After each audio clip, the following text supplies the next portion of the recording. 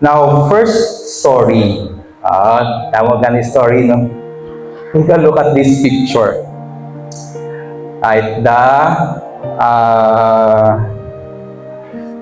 good lang, no? Kunalantaw nyo na ni. Hindi magiging ko palalantaw, pero nilantaw ko lang one time, no? Now, so enlightening. Put lang, no, padalantaw niya. Sa mga wala pang nakalantaw, hindi ko pag-istorya tanda na, ibasi ko lantawon ko wala karoon, no, kag mga spoiler ako. So, parang may bilin ka pang lantawon. Pero sa mga kalantaw ko lang medyo damo ako reflection, kay do medyo damo siya sa reality points na totoo na nagkakatabo. Halimbawa na lang sa isa sinino sa muna nga senaryo, isa sa mga highlight clips nga ara sila sa idalom sa ulan. Medyo grabe na di ang conflict, so medyo mabulagay na sila bala. Doon nagbulagay ni sila galing kapila ka beses, so nagbalik ng lalaki. Ang baya sa babae, George, I'm sorry. Ang ngalan sa babae si Georgina. Hambaya, and what makes that story different from all your other stories before? Bago ko magpadayo, no? Kasi wala ko nalantaw nyo na hindi, para ma-skip ko ng istorya.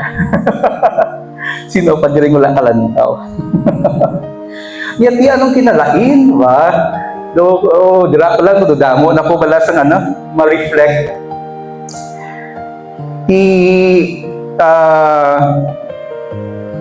So ang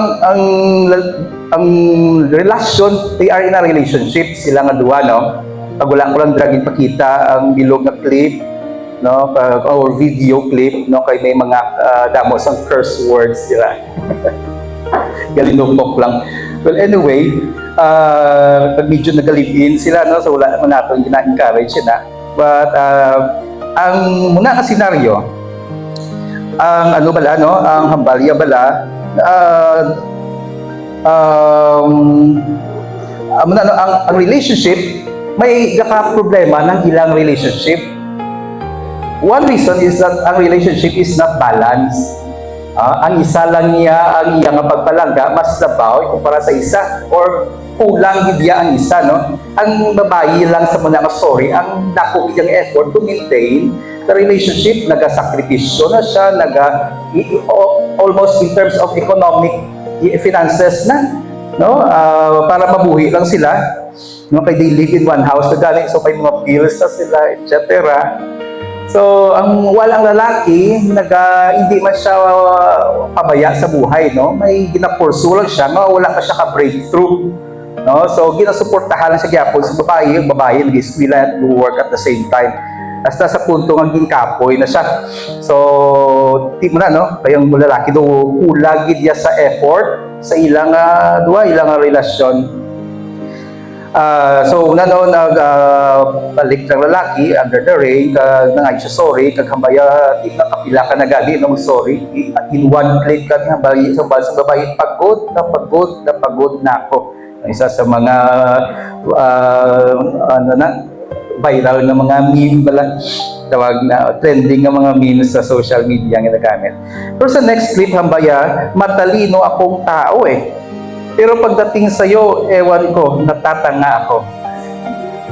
Tuod ba lang babae, maalam, medicine student, no, nag-sideline pa, kanami po pagkalabot sa pagigugma, pagkalabot sa aning lalaki, damo ang mga friends sa kanigambal, bayain na ina, no?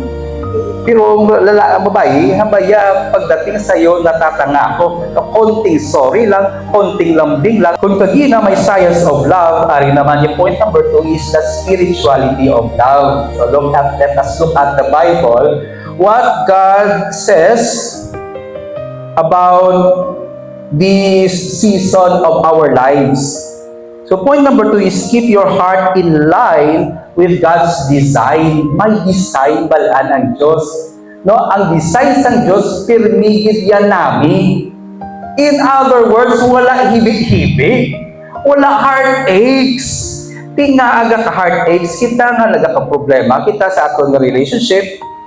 Laban-laban, we did not follow God's design. So ano ba lang God's design? No? Duwalang rin, no? Sa damo nato na pagalang taon, duwalang, number 1 is compatibility, and number 2 is conduct. So of course, number 1, dapat compatible ka mo.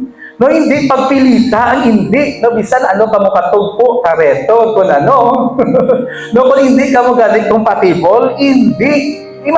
Remember, kamo nga duwaya ang magugdanay for life. No, hindi sila kung sino man. No, pag ikaw, no, kung tandaan mo, masulod ikaw sa lifetime commitment. So when we talk about compatibility, ano ang sa Bible? May duwa na siya kabagay, ginambal, no? Number 1, it should be opposite sex ang compatible. Okay? Again, no, this might be sensitive. Ilan daw natin karon sa Bible, no? No, kung hindi ka mo dira conformate, hindi na akon opinion, no? Iniyahambal sang Diyos sa iyang pulong. So number 2, same tribe. So opposite sex, same tribe, or same, basta may similarities to mo. Dira sa Matthew chapter 19 verses 4 to 6, may story dira, no, nga si Jesus nagsabat siya sa isa ka issue. Hinambalan actually ginahamang ko si Jesus regarding sa issue sa divorce. So si Jesus nagsabat sa verse 4, and he answered and said unto them, have ye not read? Medyo sarcastic, no? Wala ka mo kabasa? Mga gapamangkot ni Balansiya kung ang mga scribes and Pharisees, no, mga knowledgeable sa law. Diba, yung bagabasa ka mo na Bible, wala nyo na nabasahan. That he which made them at the beginning, made them male and female, o one truth na makita natin, tira, compatibility sa marriage is between male and female. Verse 5, and said, for this cause shall a man leave father and mother, and shall cleave to his wife, and they twain shall be one flesh. So there is the male, the female, the man, the wife, and they two shall be one.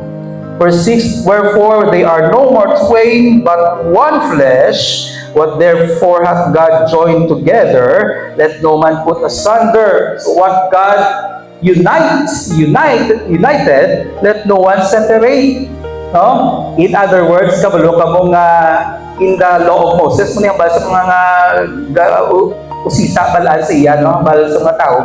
Hambal niya, di bala sa law ni Moses may bill of divorce. Yan ang mahambal mo.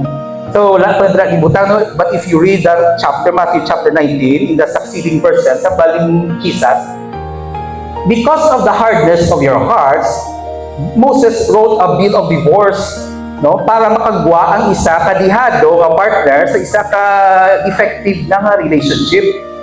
No, kaya nahulog siya sa maling tao, nahigot na siya sa lifetime na commitment. That is why obrahan na lang divorce, alang-alang man niya sa iya. No, it is just a palliative and restorative no, solution sa Diyos. No, sa mess, sa kalat sang tao, sa sala sang tao. Okay, in the first place, sinabalan sila sa Diyos, hindi ka mo magsulod sa sala nga relasyon. Hindi mahulog sa maling tao. Di ang tao, no, gusto gid mag-explore bala sa bawal. Bawalan sila, ti masulod gid. No? Ginambalan sila nga hindi na will sang Diyos, tisingan gid, di kakasala sila. No, para sila sa divorce. Tumula siya dira ang issue dira. Ang pag isang Diyos, no, originally, this is God's original design. Number 1, male and female. Opposite sex, hindi same sex, ha? Muna siyang nahambal sa Bible. Number 2, ano pa gidra? Wala tani separation. In other words, bisan may divorce pa diri sa Pilipinas, hindi will sa Diyos na magpulagay kita o kung gamito naton ina. No, sa Amerika, timiara sila ginagamit nila, pero hindi will sa Diyos. That's why ang iyaya sa Diyos na recommendation before you get into a relationship, usisa amayo, no? Ako pwede ka mo mag-commit, willing ka mo mag-commit sa isa, kung mag-adjust for a lifetime. So, di mo na, no? Now, here comes death. Di ba? Bisan ano pa kanami bala sa relasyon ninyo, muling isa sa mga pinakasakit, kay bulagon ka mong yapon sa kamatayon. Ang sakit magidira na kay nami nagidiganit para sa mo perfect ng imong partner, dayon ginbulag ka mo sa kamatayon in an untimely manner pa, pataon pa, in your 20s lang or 30s lang, na-kurinti siya, na-aksidente siya, nagka-cancer siya. Di ba lang sobra na sakit? Is it God's design? No. It is just the consequence of man's sin. Because God's design kay Adam at kay Eve, pag kamu nga Adam and Eve, no, kamu nga duwag, ikasal na ako, forever na. Tanan tani nga mga ginakasal subong, gadayunay, may forever nga man, wala sang may gabulagay, wala sang may ga-cheat, wala sang pabaya, kag wala kamatayon nga magbulag. Kaya kung nagsunod lang sila sa instructions ng Diyos, wala tani kasunod ng kamatayon. Kung wala kasunod ng kamatayon, ari kita diri subong si Adam kag si Eve ara sa gihapon nga hindi sila tigulang. Okay, hindi sila tigulang. Anong purpose ng katigulangon? Para maghinalawas mo and eventually patay ka. Kaya wala galing kamatayon. Wala sa may gatigulang. Nagabata lang siguro kung nagalabot lang sa adult age, adult form. No, wala sa may nagatigulang. Ay, kaalo ka namin, no? Hindi ka, galing di ka lang kakanta sa makanta nga kahit pumuti ng buhok ko or grow old with you. Grow forever with you na lang eh. Okay man yapon, isang na lang lyric. Pero imagine kung danay ka mo, hindi na ka mo uugot-ugot, no? Hindi na sakit tuhod yun. You enjoy those romantic feelings forever and ever kung wala tani nakasala ang tao. Kung disunod niya lang tani ang original design sa Diyos. But here comes the problem of man. Hindi siya magsunod sa original design sa Diyos. That's why nagka-problema. And we should learn from that. Otherwise, kita suliton na lang ang mistakes nila. We will always have problems in our relationship. Si Piolo Pascual, si pamangkot, no? Sa edad niya 50 years old, sa interview niya kay Tony Talks, hambaya, kung single pa siya pala, subono although may bata siya, sang 20 years old siya, nanging Christian siya at the age of 25 according sa iyang interview kay Tony Gonzaga, sa Tony Talks. So, single siya for many years. Hambali Tony, kung buksan mo tagipusoon subong sa relationship, anong ginapangita mo ng mga quality sa isa ka babae? Ay nakibot kita ko sa bali sa sabat ni Piolo Pascual, hambaya, una, dapat Christian. Halin sa isang artista, no, you can watch the interview. So, kung kita wala nung pamangkutol, kung ano ato nga mga qualities na pangita sa isa ka tao, amot lang nung ara sa listahan naton, or para yung siyang ara gipuntap, number 1, o dapat Christian, o dapat Christ-like, o dapat follower of Christ, kasi mangita kita dapat provider, family-oriented, gentleman, o God-fearing, kung ano pagit. Ayun, basta hindi mo na ganit pag-mention, hopefully Christian. Basta ka mo na lang, no? Again, this is God's design. God's design for us is to be of the same tribe, the same faith, because you will have problems with your relationship. Now, lastly, conduct. Ano naman bala ang conduct natin? How should we conduct our relationship? No? God's design is for us to have a Christ-like conduct in every season of life. Single ka man, in a relationship, or married, Christ-like sa gihapon. Let us just look at relationship right now. Kaya mo na ato na topics po. So here are things that we need to consider. Number 1, date to marry. No, this is far different from what the world tells us to do. No, they just make casual dating and they do all kinds of stuff, experimenting each other. Kung ano pag-idira, on the other hand, no, dating to marry is you enter into a date with marriage in the end in mind. Kung siligabla mga asawa na ko, kung mamanan ako, that is why mamigo ako pag mamiga. No? So, kung pamangkuton ka bala, no, kung nga mamigo ka o kung mamiga, anong sabat ko? Unang sabat nga, hindi na ako unang pamangkot, hindi na ako masabat-sabat, no, sa kami, ang harap sa high school. Sa kami kinapamangkot man, no, sa amon nga youth group, nung ginausisa din kami sa amon ng mga youth leaders, mga mentors. That is why, no, madamo sa amon, nag-avoid na lang, kay Masik, karoon kung hot seat kami, termi, pamangkoton kami. So, ang mga in a relationship na at that time, medyo imposible, so sila yung Masik, karoon, pamangkotan sila. Pamangkot mo lang kung masabat mo lang, makapasar ka mo lang sa investigasyon, hindi ka man guilty. Pero kung hindi ka kasabat, no, isa base karon kon hindi insakto. So, day to Mary, i-discuss na karon a little shortly in a few details. So, otherwise, like example, hindi ka pa man di mapakasal, hindi ka pa man mamana, at this point or anytime soon, hamba kabino, mapakasal lang ko yung at the age of 25. Pila edad mo subong 13. Okay? Of course, no, sa liwat, no, diri naggabat siya ka na gani. So, if you will get into a relationship, it's going to be a long-term relationship. Pamangkot, kaya mo.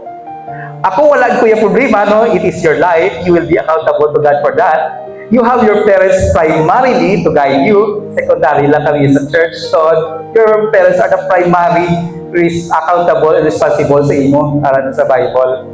Kung pasugtan kaya, hindi na pa magpunta, no? Sa ginigana, no? At the age of 13, 12, or 11, or 10. Ako lang naman dara.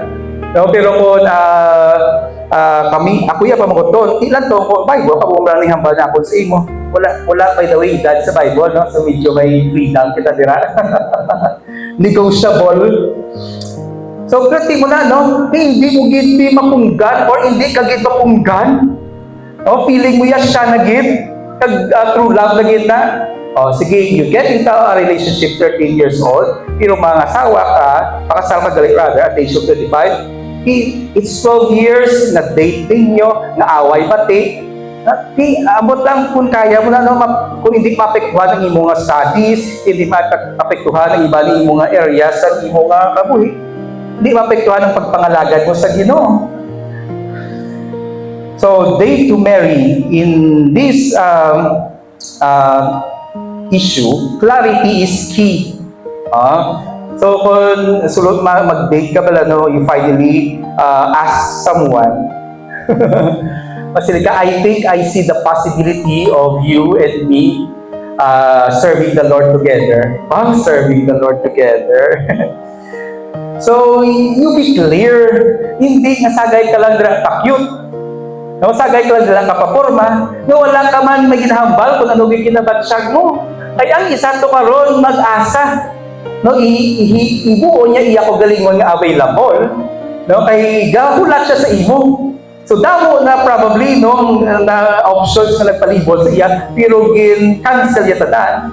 No, kay sagay ka kapakyut sa iya. No, pagkalabot mo abi sa church, no, gentleman ka, kung lalaki ka. Ka-offer ka seat sa iya, no, ginag-greet mo gid siya. No? Mga pakyut pala pa kag mga pabatsyag, pulo mabatsyag. Di ang isa na karon, oy, attracted man siya sa imo, gusto niya man, interested man siya sa imo. Galing lang kay hindi ka clear, ikaw galing, no, nagapakyut ka lang gid ya, asa ka man sa pakyut. Gapakyut ka sa iya, gapakyut ka pagid sa iban. Ay, kay kaluoy man ni kay ano, no, kay ate girl. Hibi na siya karon. Mula na ending niya. So, be clear, be intentional, huwag paasa. Iwas kilig-kilig now, cry-cry later. Iwas pinakilig pero hindi inibig. Diyan pala sa Proverbs 24:27 on being intentional and clear. Ang sa Bible, prepare. Are you prepared to get into a relationship? So prepare thy work without and make it fit for thyself in the field. And afterwards, build thine house. A very good principle to follow. So prepare ka. Are you prepared? No, so are you, well, that word pala, no, is very crucial or significant. What does it mean to be prepared? Are you prepared? Is your body prepared physically? No? Kasi 9 years old ka pa lang, 10 years old. Is your emotions prepared? Or are your emotions prepared? Emotionally ready ka na pala, no? Mentally ready. Nakay basi karon kun away, bati lang mo permi or away-away. Wala na bati. Financially ready, preferably and practically. Because dira man kamagyapon padulong sa uli. Di mo na, no? Tangay galing sa story sa movie, ang babae pa ang provider samtang ang lalaki gapursog yapon sang passion niya nga wala ka baka kita sang breakthrough. May isa ka preacher nagsiling, no, simula nung kinilig hindi na nakinig. Kung di ba lang ma-overwhelm kita sa aton nga balansyagon, hindi na tawamatik sang laygay, and worse, hindi na magkanto sa church, no? Sang una, permi man, galing lang kay isang gintandong mo iba lang ang topic, medyo naiguan siya. Bayan din ako galing magsimba, ilan ako magsimba. Ilan nakabulan, or hindi na siya mag-attend sa particular na session or program, no? Kay balaan niya naman, maigo siya. Probably guilty. No, hindi ka man lagyo kung hindi ka maigo or hindi ka guilty. Kay man hindi siya willing matuluan, no? Kay kilig, para pa siya sa kilig. And when I look at that statement, natungduman ako ang story ni Samson, okay, sa Bible. The fall of Samson, dira sa Judges 16, chapter 16. Now, Samson's downfall in the Bible, Samson is the strongest man in the Bible. No? He can defeat a lot of armies na siya lang isa.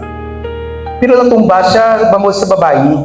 Samson's downfall in the Bible, found in Judges 16, was the result of a lifelong pattern of moral compromise. Wala niya din observe ang compatibility issues. Hindi nakinig simula ng kinilig. His fatal weakness for Philistine women culminated in his betrayal by Delilah, who discovered the secret of his strength, leading to his capture, blinding and imprisonment. God explicitly commanded the Israelites not to intermarry with surrounding pagan nations. This was not about race. It was a spiritual safeguard to prevent them from adopting false beliefs and abandoning God. He made that fatal mistake, no, of not following God's design. Ay nangita to siya sa pinagbabawal. Just Judges 16:28, and Samson called unto the Lord, no, sang nadakpan na siya, nagginulsol siya. Amo maning nami kay Samson, no, just like David, nagginulsol siya, na-realize siya wala na siya naglangoy-langoy na lang sa sala niya. Yung kung iba pala, no, masilig, iba yung pesuhan na, masilig tayo, nabasa na ko, maligo na lang ko, no, sa ulan, or naka-offend, naka-violate ako no, sa word of God, hindi na lang ko magsimba-simba tapat. Si Samson nagbalik, nagtawag sa liwan sa Ginoo. Samson called unto the Lord and said, O Lord God, remember me, I pray thee, and strengthen me, I pray thee. Only this once, Lord, can you please give me one chance? Isa't isa na lang din, makabawi man lang ko sa imo, sa tanan nga kalapasan ko sa imo. O God, that I may be at once avenged of the Philistine for my two eyes.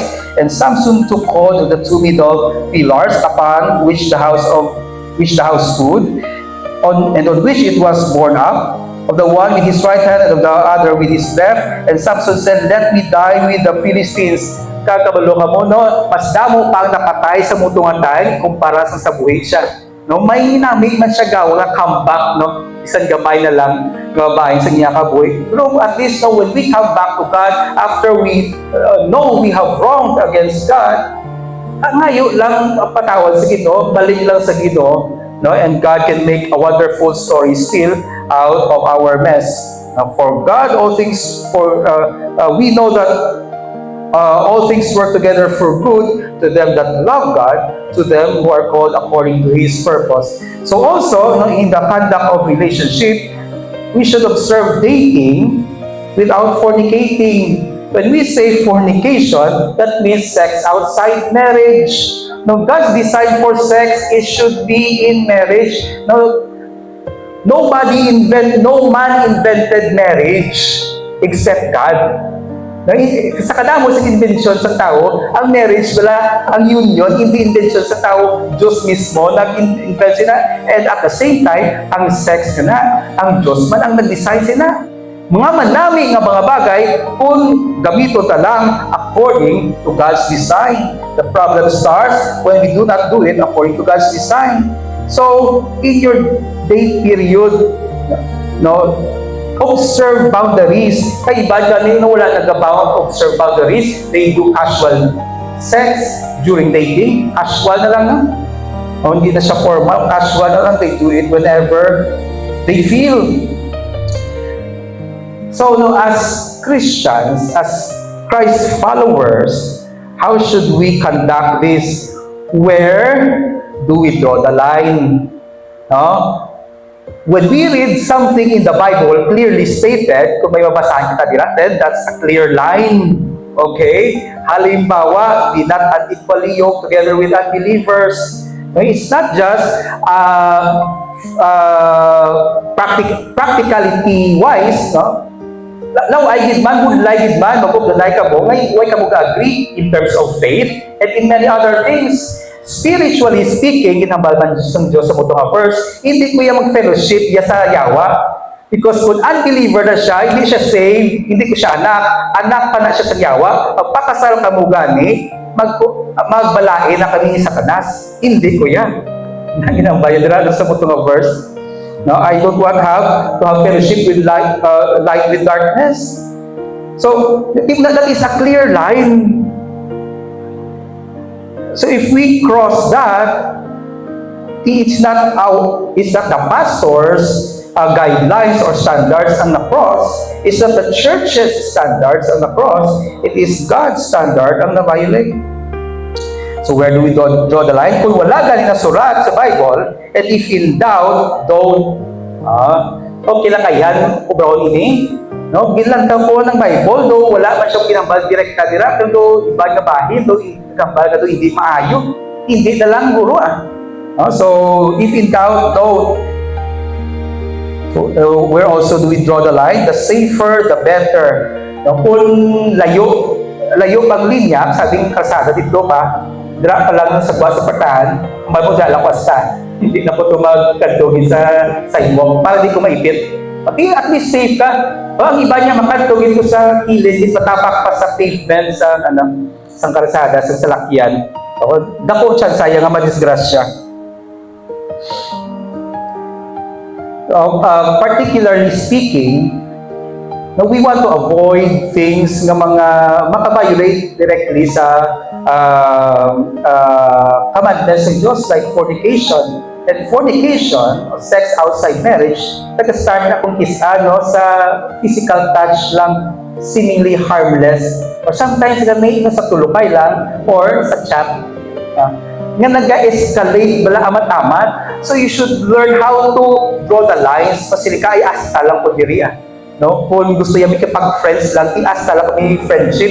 Hindi lang po yung mag-entertain sa damo yung chat. Hindi na kami magkaagahan dapat sa chat. Kung friends lang yan kami. Okay?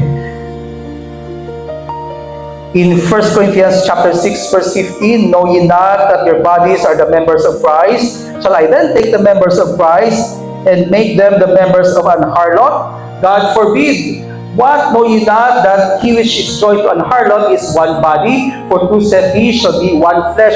May ara kagid isa ka important truth ginhambala buling nga verse. Kabalo ka mo na if you are joined, if you have your sexual relationship with a harlot or iba na lang nga tao na not necessarily a prostitute. Hambal sa Bible, kamo nga duwa isa na. Amo ni nga mga linyahanay, amo man nga linya gigamit sa Dios sa marriage. In other words, if you have sexual relationship with another person, hindi ka married, you are also married to that person. Parehas lang sila definition.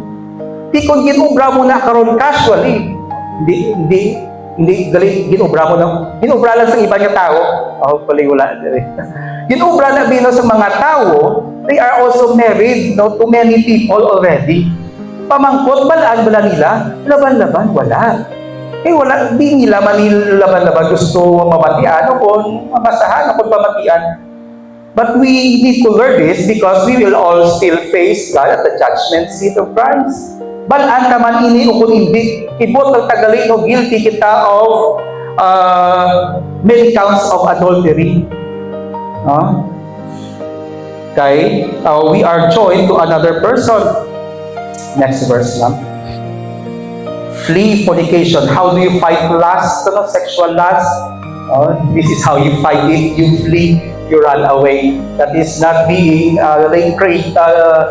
coward, but that is being brave. So that is the brave thing to do about sexual sins. Run away from it. Si Samson natumba. Si King David natumba. Every sin that a man doeth. Now, 1 Corinthians 7:2. Nevertheless, kung ka-struggle, pagin ko doon, sa fornication, magpakasal ka na lang. Okay? No, at least may makasatisfy sa muna mong needs sa inyong kabuhi. Let every man have his own wife, and let every woman have her own husband. Next verse. What? Know ye not that your body is a temple of the Holy Ghost, which is in you, which ye have of God, and ye are not your own? For ye are bought with a price. Therefore, glorify God in your body and in your spirit, which are God's. Next verse, ma'am. But fornication and all uncleanness or covetousness, let it not be once named among you, as becometh saints. No, hindi siya dapat kung naman label sa aton ng mga Christians ang ina nga bagay. I think tapos na kita na. Next slide. Okay. Last na illustration, the partnership of three. In a relationship, kabalo ka mo, abi na itong isa, duwalang laki lang o bayi. Ang nanay ko ng relationship, tatlo. But not with another human beings, but with God. Right? Ecclesiastes 4:12, if one prevail against him, two shall withstand him, and the threefold cord is not quickly broken. No, ang mga lubid pala, isa lang siya, nasa lang siya mabugto, pero kung tatlo na galing igdugin sa lapid, mga nipis man na sila, pero budlay na sila, bugtuon ko, tatlo na sila nga nakasalapid, nakoganay. Ito na siyang principles ng threefold cord. Sino ng third person? Ang third party, it is God. No? Hindi a bad party, no? Kundi aral isa yan. No? So, in your highs and in your lows, in your sad and in your happy moments, aral dapat ang Diyos. Yes, even in your happy moments. No? Because you can do all the happiness, no, if you are married, with no shame and guilt. No? Kag-bless na sang Diyos. May aral pag-triangle na kuno, no? Nga kung sa diin, ang Diyos sa tunga, kagkamo ang lalaki kang babae, diri sa dalong. Kita yung triangle, no? May gamit sila point sa dirang bahay. No? So, dirang ang Diyos. And the more that the man gets closer to God, and the woman gets closer to God, the more they get closer to each other. Parang galing secret. Do you get close to God individually? Like, hindi ka walang individual, no? Hindi na perfect triangle, no? Si woman, hindi makadodre, hindi na triangle. No? You go individually, dapat close ka mo sa Diyos pareho. Now, if you have a partner, if you found a partner nga who are making you closer to God, then that is God's will. But if that person is pulling you away from God, that is very clear na hindi na gusto sa Diyos para sa imo. So keep your heart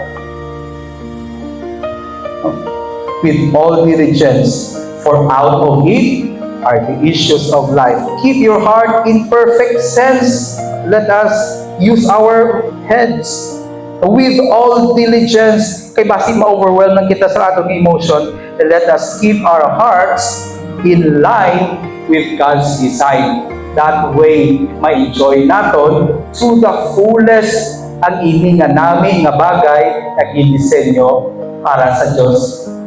gidisenyo sa Diyos para sa aton na i-enjoy.